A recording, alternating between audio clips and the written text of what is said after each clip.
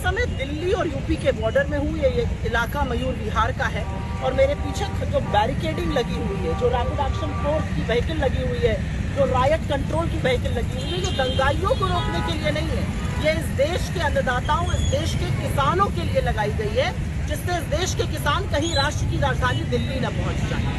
किसान शांतिपूर्ण तरीके से ग्रेटर नोएडा के इलाके में अपना आंदोलन कर रहे थे। जब उनकी महीनों तक बात नहीं सुनी गई तो उन्होंने दिल्ली आने का मन बनाया और राष्ट्र की राजधानी की तरफ जब वो आना चाह रहे थे तो अमित शाह की दिल्ली पुलिस यहाँ पर लग गई है कि एक भी किसान कहीं दिल्ली में एंटर ना कर जाए।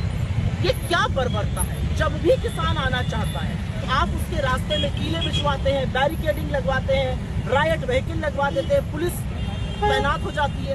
इस देश के किसानों से आखिर ये सरकार क्यों डरती है? और आपको याद होना चाहिए कि ये किसान क्या मांग कर रहे हैं। ये अपनी फसल का उचित मुआवजा और अपने भूमि अधिग्रहण पर जो उचित मुआवजा सरकार की ओर से तय हुआ है उसकी मांग कर रहे हैं।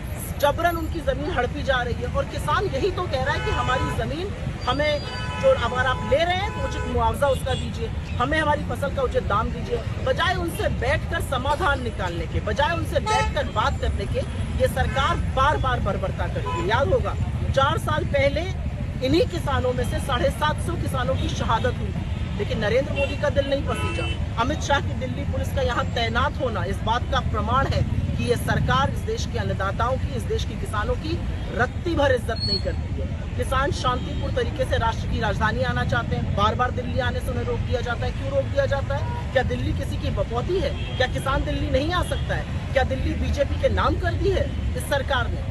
किसान शांतिपूर्ण तरीके से आए, उससे बात कीजिए, समाधान निकालिए, वार्ता कीजिए, चर्चा कीजिए। लेकिन किसानों को आतंकियों की तरह ट्रीट करना, रायट व्हीकल लगवाना और यहाँ पर इतनी पुलिस की तैनाती इस बात का प्रमाण है कि नरेंद्र मोदी के दिल में किसानों के लिए जरा भी सम्मान है।